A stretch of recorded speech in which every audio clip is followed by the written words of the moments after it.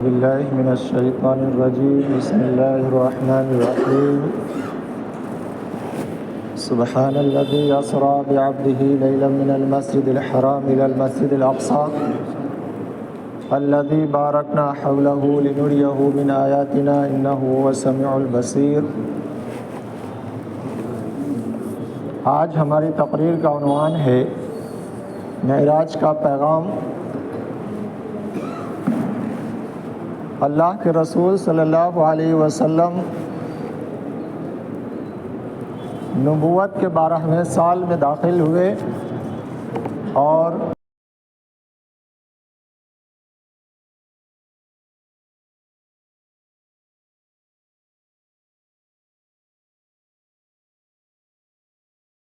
لوگوں کو دعوت دیتے دیتے آپ نے لوگوں کو دعوت کے سلسلے میں جو محنتیں کی، جو جتن کیا، اور کوشش یہ رہتی تھی کہ آپ صلی اللہ علیہ وسلم زیادہ سے زیادہ لوگوں تک دین کا پیغام پہنچائیں، دین کو پہنچائیں۔ اسی سلسلے میں آپ نے طائف کا بھی سفر کیا، اور وہاں کے سفر کے بعد جب اللہ کے رسول صلی اللہ علیہ وسلم تھوڑے مایوس ہو گئے اور اس کے بعد اللہ کے رسول صلی اللہ علیہ وسلم تھوڑے رنجیدہ ہو گئے تو اللہ تبارک و تعالیٰ نے آپ کو اپنے پاس بلایا، اور اسی کی طرف اس آیت میں اللہ تبارک و تعالیٰ نے اشارہ کیا کہ ہم نے اس لیے بلایا تاکہ اپنی نشانیوں کا مشاہدہ کروائیں۔ اور یہ نبوت کے 12ویں سال ہوا۔ 27 رجب تو مشہور ہے، لیکن یہ حقیقی تاریخ نہیں ہے۔ کچھ لوگوں کا اس میں بھی اختلاف ہے کہ 27 کو رجب ہوا ہے یا نہیں ہوا ہے۔ بہرکیف اللہ کے رسول صلی اللہ علیہ وسلم نبوت کے 12ویں سال خانہ کعبہ میں ایک دن آرام کر رہے تھے۔ اسی درمیان حضرت جبرائیل علیہ السلام تشریف لائے اور اللہ کے رسول صلی اللہ علیہ وسلم کو کہا کہ آپ کو اللہ تعالیٰ نے بلایا ہے۔ حضرت جبرائیل علیہ السلام نے اللہ کے رسول صلی اللہ علیہ وسلم کو ایک تیز رفتار سواری پر سوار کیا، جس سواری کو براق کہا جاتا ہے۔ اب اس کی حیت کیا تھی، اس کی شکل کیا تھی، وہ اللہ کو معلوم ہے، لیکن ایک تیز رفتار سواری تھی۔ اس پر سوار کیا اور ایک لمبا سفر کر کے مسجد اقصیٰ پہنچے۔ مسجد اقصیٰ پہنچنے کے بعد وہاں پر تمام انبیاء کی امامت فرمائی اللہ کے رسول صلی اللہ علیہ وسلم نے، اور وہاں پر آپ کے سامنے 3 چیزیں پیش کی گئی: پانی، دودھ اور شراب۔ اللہ کے رسول صلی اللہ علیہ وسلم نے دودھ کو پسند کیا۔ حضرت جبرائیل علیہ السلام نے کہا کہ آپ نے فطرت کی راہ اختیار کی ہے دودھ کو پسند کر کے۔ اس کے بعد ایک زینہ لایا گیا جہاں سے آسمانوں کا سفر شروع ہونا تھا۔ اسی زینے کو معراج کہا جاتا ہے۔ اس سے پہلے کا جو سفر ہے وہ اسرا کہلاتا ہے، راتوں کا سفر، اور مسجد اقصیٰ کے آگے کا جو سفر ہے وہ معراج کہلاتا ہے۔ معراج کے معنی زینہ اور سیڑھی کے آتے ہیں۔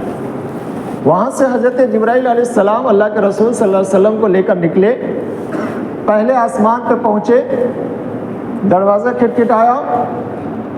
جو محافظ فرشتے تھے اس نے پوچھا کون؟ حضرت جبرائیل علیہ السلام نے کہا کہ میں جبرائیل۔ پھر پوچھا ساتھ میں کون ہے؟ تو انہوں نے کہا حضرت محمد صلی اللہ علیہ وسلم ہے۔ فرشتہ نے پوچھا کیا ان کو بلایا گیا ہے؟ تو حضرت جبرائیل علیہ السلام نے کہا ہاں ان کو بلایا گیا ہے۔ اس کے بعد آپ پہلے آسمان پر پہنچے۔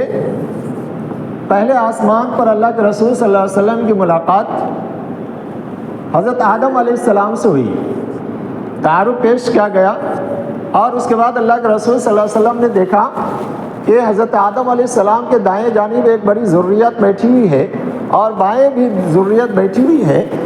دائیں طرف دیکھتے ہیں تو مسکرانے لگتے ہیں، اور جب بائیں طرف دیکھتے ہیں تو رونے لگتے ہیں، افسردہ ہو جاتے ہیں۔ حضرت جبرائیل علیہ السلام سے پوچھا کہ ماجرا کیا ہے؟ تو حضرت جبرائیل نے کہا کہ اصل میں دائیں طرف جو لوگ ہیں، ان کے آنے والی جو نسلیں، اس میں نیک لوگ جو ہیں وہ دائیں جانب ہیں، ان کو دیکھ کر خوش ہو جاتے ہیں، اور بائیں طرف جو ہے وہ برے لوگ ہیں، ان کو دیکھ کر رنجیدہ ہو جاتے ہیں۔ پھر اللہ کے رسول صلی اللہ علیہ وسلم وہاں سے آگے بڑھے. آگے بڑھنے کے بعد دوسرے آسمان پر آپ کی ملاقات حضرت عیسیٰ علیہ السلام سے ہوئی, تیسرے پر حضرت یوسف علیہ السلام سے ہوئی, چوتھے آسمان پر حضرت ادریس علیہ السلام سے ہوئی, پانچویں آسمان پر حضرت ہارون سے, چھٹے آسمان پر حضرت موسیٰ علیہ السلام سے, اور ساتویں آسمان پر حضرت ابراہیم علیہ السلام سے ملاقات ہوئی.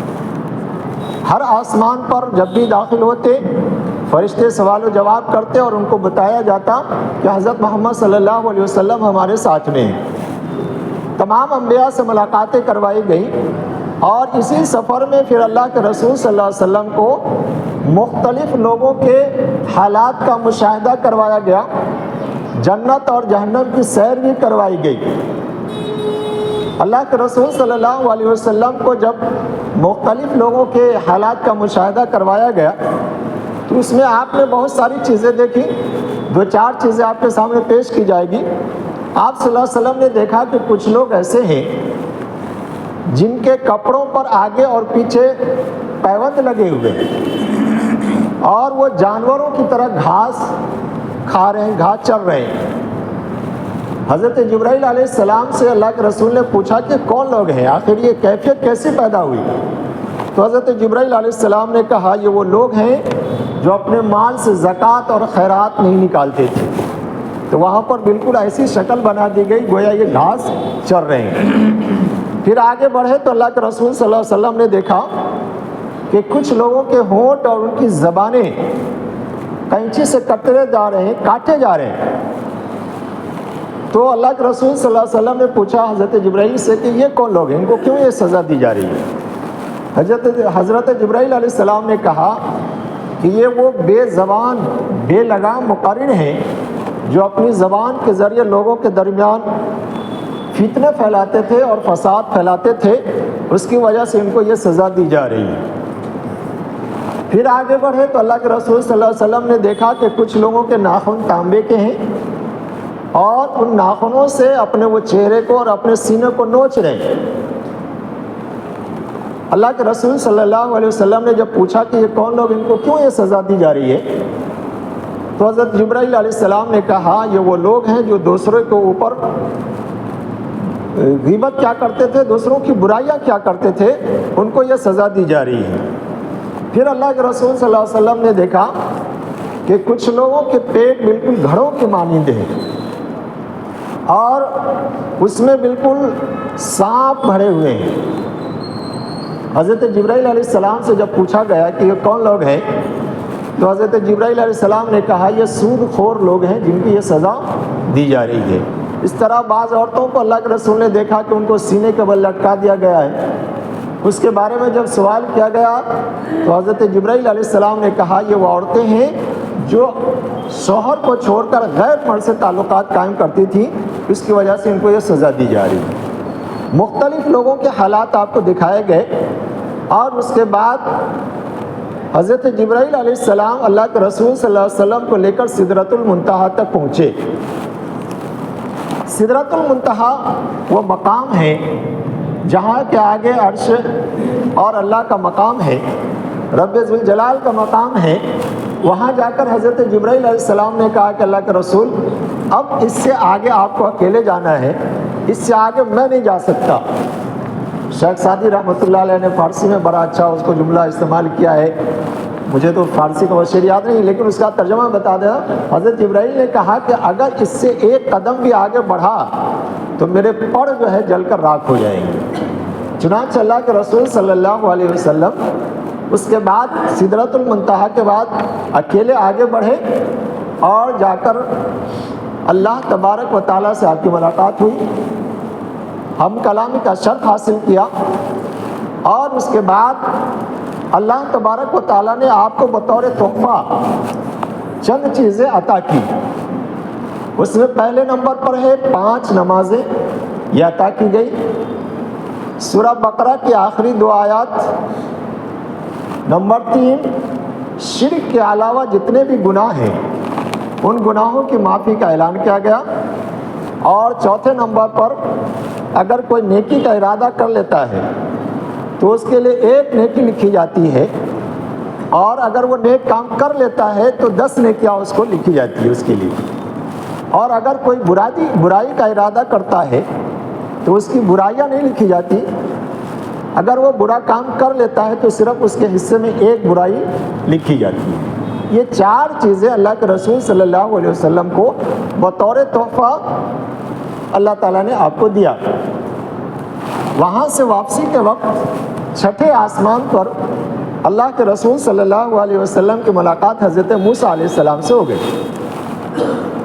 حضرت موسیٰ علیہ السلام نے کچھ سوالات کیے، ردات سنی، کیا ہوا، ساری باتیں جب بتائی تو حضرت موسیٰ علیہ السلام نے کہا کہ 50 نمازیں شروع میں فرض کی گئی تھی، 50 نمازیں آپ کی امت کیسے ادا کرے گی؟ میری امت کا حال تو اس سے بہت برا تھا، آپ جائیں اور ان نمازوں میں سے کم کروائیں۔ چنانچہ بار بار آپ جاتے رہے اللہ کے رسول صلی اللہ علیہ وسلم، اور آخر میں 5 نمازیں باقی رہ گئی، اور اللہ تعالیٰ نے کہا کہ آپ کی امت یہ 5 وقت کی نماز ادا کرے گی، لیکن اس کو ثواب 50 وقت کی نمازوں کا دیا جائے گا۔ تو 5 وقت کی نماز اس امت پر فرض کی گئی۔ ایک جگہ یہی بیان چل رہا تھا، ایک صاحب کہنے لگے کہ ایک دفعہ اللہ کے رسول اور چلے جاتے تو کم سے کم فجر کی نماز معاف ہو جاتی۔ تو ایسے بھی لوگ ہیں فجر کی نماز معاف کرانے کے چکر میں رہتے ہیں۔ بہرکیف اللہ کے رسول صلی اللہ علیہ وسلم معراج کے سفر سے واپس آ گئے۔ واپس آنے کے بعد خانہ کعبہ پہنچے، اور وہیں پہ اپنی چچزاد بہن حضرت ام ہانی رضی اللہ تعالی عنہ، یہ حضرت علی رضی اللہ تعالی عنہ کی حقیقی بہن تھی حضرت ام ہانی، ان سے سارا واقعہ بیان کیا اللہ کے رسول صلی اللہ علیہ وسلم نے کہ میں رات میں ایسے سفر میں گیا تھا، جنت اور جہنم وہ ساری چیزوں کو دیکھ کر آیا۔ حضرت ام ہانی رضی اللہ تعالیٰ عنہ نے کہا کہ آپ یہ واقعہ دوسروں کو نہ سنائیں، دوسرے مذاق اڑائیں گے اور آپ کو الٹا سیدھا بولیں گے بھی۔ تو اللہ کے رسول صلی اللہ علیہ وسلم نے کہا نہیں، میں سناؤں گا تو ضرور۔ چنانچہ فجر کے بعد اللہ کے رسول صلی اللہ علیہ وسلم جب خانہ کعبہ میں باہر نکلے تو ابو جہل سے ملاقات ہو گئی۔ ابو جہل نے کہا کہ محمد کوئی نئی خبر؟ تو فوراً اللہ کے رسول صلی اللہ علیہ وسلم نے کہا کہ آج رات میں ایک سفر پہ گیا تھا اور میں نے بیت المقدس کو بھی دیکھا اور جنت اور جہنم کی سیر بھی کی، اللہ سے ملاقات بھی کی، اور یہ انعامات مجھے دیے گئے۔ ابو جہل نے کہا یہ تو ناممکن ہے، یہ کیسے ہو سکتا ہے کہ رات کے تھوڑے حصے میں اتنا لمبا سفر کر کے واپس آ جائے۔ اس نے لوگوں کو بلانا شروع کیا، آواز دینا شروع کیا اور کہا کہ دیکھو یہ ایسے ایسے بول رہے ہیں، کیا یہ ممکن ہے کہ رات کے چھوٹے سے حصے میں اتنا لمبا سفر کر کے آ جائے ایک انسان؟ تمام لوگ جمع ہو گئے، مشرکین بھی جمع ہو گئے، اور پھر اس میں ایک گروہ نے یہ فیصلہ کیا کہ ان کے جو ساتھی ہیں، قریبی ساتھی ابو بکر، اس کے پاس چلتے ہیں، اور اگر اس نے انکار کر دیا اس واقعے کا تو سمجھو کہ اس تحریک کی جان نکل جائے گی، چونکہ یہ قریبی ہے، سب سے بااعتماد ہے، اس نے اگر انکار کر دیا تو اس تحریک کی جان نکل جائے گی۔ سب لوگ پہنچے اور سنایا کہ اچھا یہ بتاؤ کوئی انسان رات کے چھوٹے سے حصے میں اتنا لمبا سفر کر سکتا ہے کیا؟ حضرت ابو بکر رضی اللہ تعالیٰ عنہ نے پورا واقعہ سنا غور سے، اور پھر کہا کہ اچھا یہ بتاؤ کہ یہ بیان کون کر رہا ہے؟ تو لوگوں نے کہا وہ تمہارا ساتھی محمد جو ہے وہ ایسا ایسا بول رہا ہے۔ حضرت ابو بکر رضی اللہ تعالیٰ عنہ نے فوراً کہا کہ اگر حضرت محمد صلی اللہ علیہ وسلم نے کہا ہے تو سچ ہے، اور اسی سچائی کی بنا پر اللہ کے رسول صلی اللہ علیہ وسلم نے حضرت ابو بکر کو صدیق کا لقب دیا تھا، انت صدیق، صدیق کا لقب دیا تھا۔ لیکن لوگوں کو اعتماد نہیں ہو رہا تھا۔ حضرت ابو بکر رضی اللہ تعالیٰ عنہ نے 2-4 سوالات بھی کیے، اور اس میں ایک سوال یہ کیا اللہ کے رسول سے کہ میں بیت المقدس گیا ہوں، آپ مجھے یہ بتائیں کہ بیت المقدس میں کیا کیا چیزیں ہیں۔ اللہ کے رسول صلی اللہ علیہ وسلم نے ایک ایک کر کے ساری چیزیں بتا دی۔ بعض روایتوں میں آتا ہے کہ راستے میں جو کچھ بھی آپ نے دیکھا کہ فلاں قافلہ فلاں جگہ پہ ہے، فلاں جگہ پہ ایسا میں دیکھا، وہ ساری تفصیلات جب بتا دی تو یہ مشرکین خاموش ہو گئے، ان کا منہ بند ہو گیا اور سب کے سب گھر چلے گئے۔ تو یہ سفر اللہ کے رسول صلی اللہ علیہ وسلم کا جو ہے معراج کا سفر کہلاتا ہے۔ اب معراج کے سفر کے واپسی کے بعد اللہ تعالیٰ نے سورہ بنی اسرائیل کو نازل کیا۔ سورہ بنی اسرائیل کے نازل کرنے میں پیغام یہ تھا، مقصد یہ تھا، ایک تو اللہ کے رسول صلی اللہ علیہ وسلم کو ہجرت کی اجازت دے دی گئی کہ اب اس مقام کو چھوڑ کر آپ نئے مقام پر جا سکتے ہیں، نئی ریاست کا قیام آپ کو کرنا ہے۔ اور ساتھ میں پھر اللہ تعالیٰ نے نئی ریاست کے قائم کرنے کے لیے جو اصول اور ضوابط ہوں گے، جو قوانین ہوں گے، اس کو بھی سورہ بنی اسرائیل میں بیان کر دیا۔ چنانچہ جب آپ سورہ بنی اسرائیل پڑھیں گے تو شروع میں اللہ تبارک و تعالیٰ نے معراج کا واقعہ بیان کیا، اور معراج کے واقعے بیان کرنے کے بعد بنی اسرائیل کے کچھ حالات بیان کیے کہ بنی اسرائیل کو اللہ تعالیٰ نے جو مقام اور مرتبہ دیا تھا، ان پر جو انعامات کیے تھے، لیکن ان کی بدعمالیوں کی وجہ سے ان کے اندر جو خرابیاں آئیں، ان سے وہ عہدہ چھین کر آپ کو دیا گیا ہے۔ اگر آپ کے اندر بھی یہ چیزیں پیدا ہو جائے تو پھر وہی حشر ہوگا جو بنی اسرائیل کا ہوا ہے۔ پھر اس کے بعد اللہ تعالیٰ نے 14 چیزوں کا تذکرہ کیا ہے ترتیب سے۔ اس میں پہلے نمبر پر ہے کہ خدائے وحدہ لا شریک کے سوا کسی کی بندگی نہ کی جائے۔ وَقَضَىٰ رَبُّكَ أَلَّا تَعْبُدُوا إِلَّا إِيَّاهُ، یعنی نئی ریاست کا جو قیام ہوگا، نئے اسٹیٹ کا جو قیام ہوگا، اس کی بنیاد کلمہ لا الہ پر ہوگی، وحدانیت پر ہوگی، اللہ کا حق سب سے پہلے مقدم ہوگا۔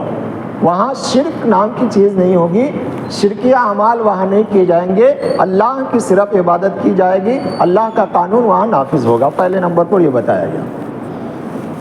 دوسرے نمبر پر دوسرا اصول بتایا گیا کہ اللہ کے بعد دنیا میں سب سے بڑا مقام اور مرتبہ ہے والدین کا، اور اللہ تعالیٰ نے پھر آگے کہا وَبِالْوَالِدَيْنِ إِحْسَانًا فَلَا تَقُل لَّهُمَا أُفٍّ وَلَا تَنْهَرْهُمَا وَقُل لَّهُمَا قَوْلًا كَرِيمًا۔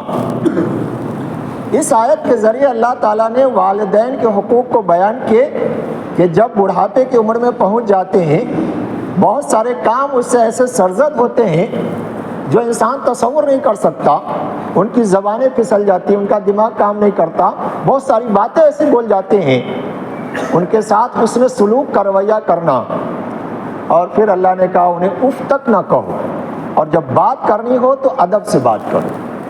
اس کے ذریعے یہ اشارہ بھی دیا گیا کہ جو نظام قائم ہوگا وہ خاندانی نظام ہوگا، اور خاندانی نظام میں والدین کو پہلا حق حاصل ہوگا، اور ساتھ ساتھ یہ بھی اشارہ اس میں کر دیا گیا کہ بڑے اور بزرگوں اور بوڑھوں کا حق اول اور مقدم ہوگا۔ اس میں والدین کے حقوق کے بعد اللہ تعالیٰ نے رشتہ داروں، مسکینوں اور مسافروں کے حقوق کا خیال رکھنے کا حکم دیا۔ چنانچہ اللہ تعالیٰ نے کہا وَآتِ ذَا الْقُرْبَىٰ حَقَّهُ وَالْمِسْكِينِ وَابْنِ السَّبِيلِ، یعنی ایسا سماج اس اسٹیٹ میں پیدا ہوگا جو رشتوں کا بھی خیال رکھے گا، مسکینوں کا بھی خیال رکھے گا، اور مسافروں کا بھی خیال رکھے گا۔ چوتھے نمبر پر مال کے تعلق سے اللہ تعالیٰ نے اصول بتائے کہ مال جائز طریقے سے کمانا بھی ہے اور جائز طریقے سے خرچ بھی کرنا ہے۔ خرچ کرنے میں غلط طریقے سے مال کو ضائع نہیں کرنا ہے۔ وَلَا تُبَذِّرْ تَبْذِيرًا إِنَّ الْمُبَذِّرِينَ كَانُوا إِخْوَانَ الشَّيَاطِينِ، کہ فضول خرچی نہ کرو، اس لیے کہ فضول خرچی کرنے والے شیطان کے بھائی ہیں۔ دو جملے استعمال ہوتے ہیں قرآن میں بھی، بعض جگہوں پر آیا اسراف، اور یہاں ہے تبذیر۔ مفسرین نے دونوں کے درمیان تھوڑا سا فرق لکھا۔ تبذیر کہتے ہیں ناجائز کاموں میں پیسہ خرچ کرنا، یہ تبذیر کہلاتا ہے۔ ناجائز چیزوں میں پیسہ خرچ کیا جائے یہ تبذیر ہے۔ جائز چیزوں میں ضرورت سے زیادہ خرچ کرنا یہ اسراف کہلاتا ہے۔ تھوڑا سا فرق دونوں میں کیا گیا ہے۔ تو مال کے تعلق سے اللہ تعالیٰ نے کہا کہ اس کو غلط جگہوں پر ضائع نہ کیا جائے۔ پانچویں نمبر پر فرمایا کہ اعتدال کی راہ اپنائی جائے، نہ تو بہت زیادہ پیسے خرچ کیا جائے اور نہ بالکل بخالت سے کام لیا جائے۔ چنانچہ اللہ تعالیٰ نے کہا وَلَا تَجْعَلْ يَدَكَ مَغْلُولَةً إِلَىٰ عُنُقِكَ وَلَا تَبْسُطْهَا نہ تو بالکل ایسے ہاتھ کو بنا لو جیسے گردن میں ہاتھ کو لپیٹ کے بیٹھ جاؤ، اور نہ بالکل کھلا چھوڑ دو کہ اسراف سے کام لو۔ تو پانچواں اصول بتایا گیا کہ اعتدال سے کام لینا ہے۔ چھٹا اصول بتایا گیا کہ رزق کا نظام اللہ تعالیٰ کا بنایا ہوا ہے، اور اللہ تعالیٰ نے رزق کا معاملہ ایسا رکھا، کچھ کو بہت زیادہ دیا، کچھ کو کم دیا۔ ہر ایک کو ایک درجے میں لانے کی کوشش نہ کرو۔ ان ربک یبسط الرزق لمن یشاء ویقدر، تمہارا رب جس کے لیے چاہتا ہے رزق کو بڑھا دیتا ہے، اور جس کے لیے چاہتا ہے تنگ کر دیتا ہے۔ یہ مصلحت صرف خدا جانتا ہے، انسان اپنا دماغ لگانے کی کوشش نہ کرے۔ تو رزق کے معاملے میں یہ بتایا گیا کہ ایک جیسے سب لوگ نہیں ہو سکتے، کچھ اچھے پیسے والے ہوں گے، کچھ کمزور پیسے والے ہوں گے، سب کو برابر ناپا نہ جائے۔ ساتویں نمبر پر بتایا گیا کہ نسلوں کے افزائش کو روکنا گناہ ہے، یعنی بچوں کے حقوق کا تحفظ ہوگا اس اسلامی اسٹیٹ میں، نئے اسٹیٹ میں۔ اور فرمایا وَلَا تَقْتُلُوا أَوْلَادَكُمْ مِنْ خَشْيَةِ إِمْلَاقٍ، بھوک مری کے ڈر سے، مفلسی کے خوف سے بچے کو قتل نہ کرنا۔ ہم اس کو بھی کھلاتے ہیں، تم کو بھی کھلاتے ہیں۔ مفلسی کے ڈر سے، معاش کی تنگی کے ڈر سے اولاد کو قتل کرنا، اور آج تو اس کی نئی ترکیب نکل گئی، نئے طریقے نکل گئے۔ پیدا ہونے سے پہلے تو پیدا ہونے کے بعد مار دیا جاتا تھا، اب تو پیدائش سے پہلے ہی مختلف طریقے اپنا کر کے بچوں کی پیدائش کو روک دیا جاتا ہے اور اس کو قتل کر دیا جاتا ہے۔ تو نئے اسٹیٹ میں ایک اصول جو بتایا گیا کہ بچوں کے حقوق کا تحفظ کرنا ہے، اور بچوں کو مارنا نہیں ہے، پیدائش سے پہلے اس کو ختم نہیں کرنا ہے۔ اس کے بعد ایک اصول بتایا گیا، آٹھواں اصول، زنا سے پاک معاشرہ ہوگا۔ زنا ایک ناپسندیدہ عمل ہے، ایک بہت بڑا گناہ ہے۔ اللہ تعالیٰ نے کہا وَلَا تَقْرَبُوا الزِّنَا إِنَّهُ كَانَ فَاحِشَةً وَسَاءَ سَبِيلًا، اللہ نے کہا زنا تو دور، زنا کے قریب بھی مت جاؤ۔ اور پھر آگے کہا فاحشہ ایک کھلی بے حیائی ہے، وَسَاءَ سَبِيلًا، ایک بہت برا راستہ ہے۔ یعنی جو اس راستے پہ پڑ گیا پھر وہ آگے بڑھتا چلا جاتا ہے۔ دوسرے کہ جب انسان زنا میں مبتلا ہوتا تو اس کے بعد کے جو راستے ہوتے ہیں، خاندانی نظام بگڑ جاتا، اولاد کا نسب ثابت نہیں ہوتا، اور بہت ساری خرابیاں پیدا ہوتی ہے۔ تو اللہ تعالیٰ نے کہا کہ وہ زنا سے پاک معاشرہ ہوگا، یہ ایک اصول بتایا گیا۔ پھر اس کے بعد اللہ تعالیٰ نے کہا اس معاشرے میں، اس سوسائٹی میں انسانی جانوں کا احترام کرنا ہوگا، ناحق کسی کو قتل نہیں کرنا۔ وَلَا تَقْتُلُوا النَّفْسَ الَّتِي حَرَّمَ اللَّهُ إِلَّا بِالْحَقِّ، جن جانوں کو اللہ نے محترم بنایا، باعزت بنایا، اس کو قتل نہیں کیا جائے گا الا بالحق، لیکن حق کی وجہ سے۔ حق کی وجہ سے کیا ہے؟ تین صورتیں ایسی ہیں جب کسی بھی انسان کو قتل کیا جا سکتا ہے۔ نمبر ایک، قصاص میں کسی نے کسی کو مار دیا تو اس کے بدلے میں اس کی جان لی جا سکتی ہے، قصاص میں۔ نمبر دو، زنا میں اگر کوئی پکڑا گیا تو سنسار کر کے اس کو مارا جا سکتا ہے، اس میں کوئی پکڑ نہیں ہے۔ اور تیسری شکل یہ ہے کہ کوئی مسلمان تھا، مرتد ہو گیا، تو پھر مرتد کی جو سزا ہے وہ قتل ہے۔ تو یہ تین صورتیں صرف قتل کی جائز ہے۔ اس کے علاوہ جتنی بھی صورتیں ہیں اللہ تعالیٰ نے اس سے منع کیا، جان لینے سے، یہاں تک کہ اپنی جان لینے سے بھی اللہ تعالیٰ نے منع کیا، اس لیے خودکشی کو حرام کہا گیا ہے۔ دوسروں کی جان لینا بھی حرام اور اپنے جان لینا بھی حرام ہے۔ اس کے بعد اس میں ایک اصول یہ بتایا گیا کہ یتیموں کے مال کی حفاظت کی جائے۔ وَلَا تَقْرَبُوا مَالَ الْيَتِيمِ إِلَّا بِالَّتِي هِيَ أَحْسَنُ حَتَّى يَبْلُغَ أَشُدَّهُ، یتیم کی پرورش کرنا، اس کی دیکھ ریکھ کرنا، یہ بہت بڑا ثواب کا کام ہے۔ اللہ کے رسول صلی اللہ علیہ وسلم نے حدیث میں فرمایا کہ یتیم کی پرورش کرنے والا، یتیم کی کفالت کرنے والا کل قیامت کے دن مجھ سے اس قدر قریب ہوگا جس طرح یہ دو انگلیاں ہیں۔ تو پرورش کرنے کا ثواب بہت زیادہ ہے۔ لیکن اگر وہ یتیم پیسے والا ہے، مالدار ہے، تو اللہ نے کہا اس کے مال کو محفوظ رکھا جائے، حفاظت سے رکھا جائے، اس میں کسی طرح کا خرد برد نہ کیا جائے، اور جب وہ بچہ بالغ ہو جائے، جوان ہو جائے، پھر جا کر اس کا مال اس کے سپرد کر دیا جائے۔ تو یتیموں کے مال پر وہاں ہاتھ صاف کرنے سے منع کیا گیا ہے۔